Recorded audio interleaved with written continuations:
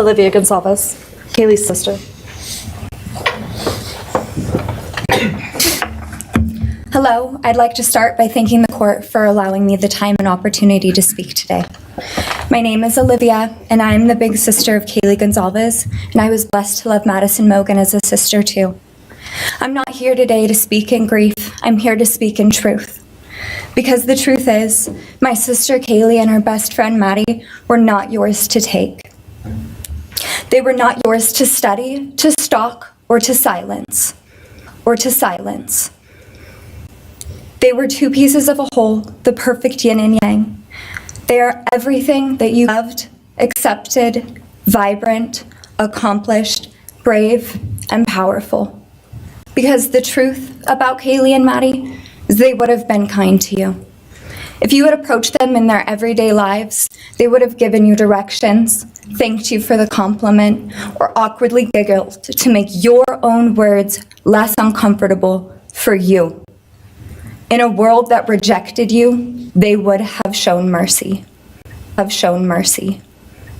Because the truth is, I'm angry.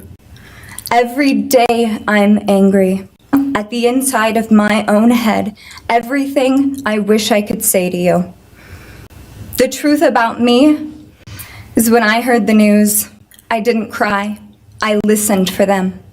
I promised them I would, that I would fight for them, that I would show up, no matter what it cost me. I swore I'd never let them feel alone. Because you see, I've always been their heavyweight. I've always been the one to fight the battles they didn't feel ready to fight themselves. All it ever took was a call, and they knew I would handle it for them, no matter the time, no matter the cost. They could wave their white flag because they knew I would never back down, not for them. And not even death could change that.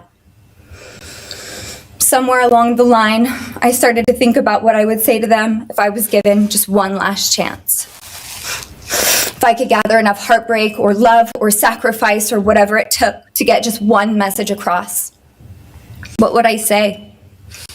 Throughout this entire process, I've written my feelings down at every moment, my wishes, my love, my denial, my anger. And as one final act of love, I'd planned to read these thoughts, even jarring and discombobulating and not even making sense. Because for me, that was true love.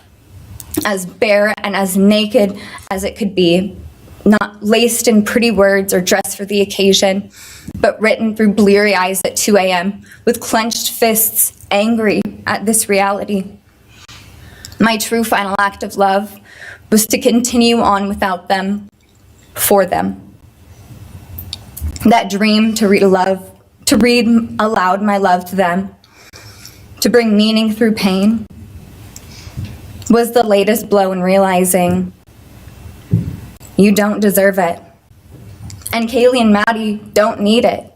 Kaylee and Maddie have always known my love, and they would never ask me to prove it by further victimizing myself to a defendant who has shown no guilt, no remorse, no apprehension. They would say to me, "Why would you give the satisfaction of showing vulnerability now? You promised you would never back down." And for that clarity, I'm thankful.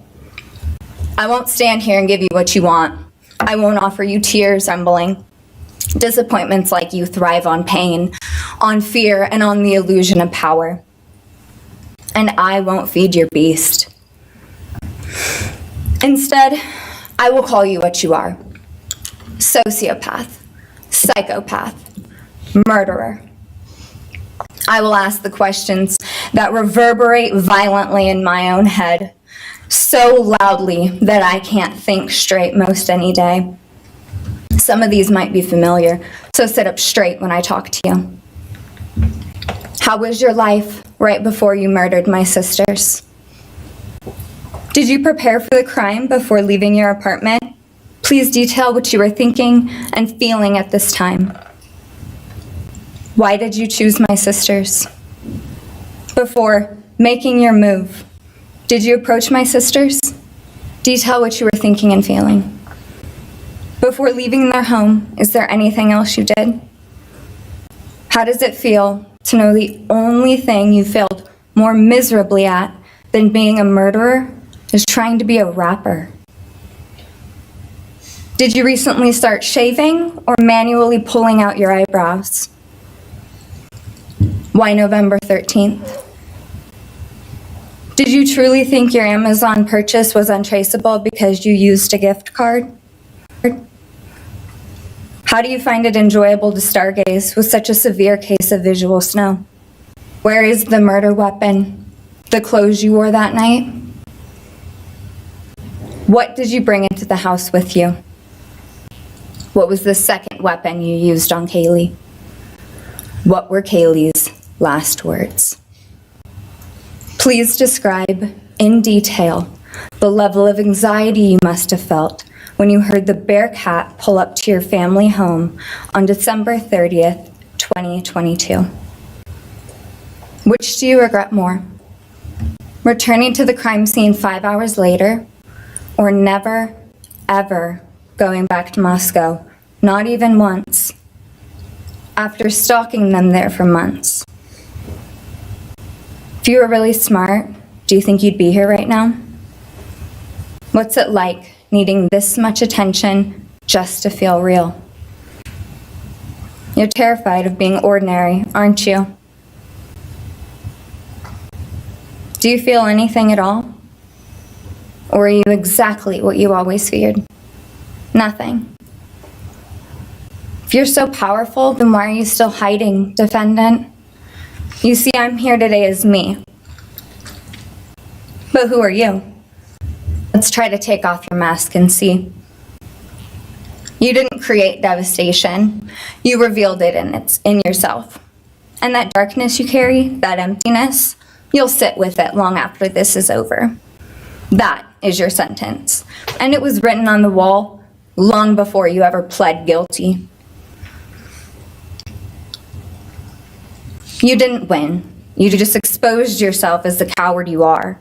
You're a delusional, pathetic, hypochondriac loser who thought you were so much smarter than everybody else.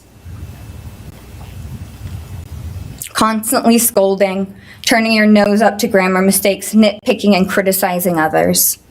You wanted so badly to be different, to be special, to be better, to be deep, to be mysterious. You found yourself thinking you were better than everyone else, and you thought you could figure out the human psyche and see through it, all while tweaked out on heroin. Lurking in the shadows made you feel powerful because no one ever paid you any attention in the light. You thought you were exceptional, all because of a grade on a paper. You thought you were elite because your online IQ test from 2010 told you so. All of that seemed important. It's desperate.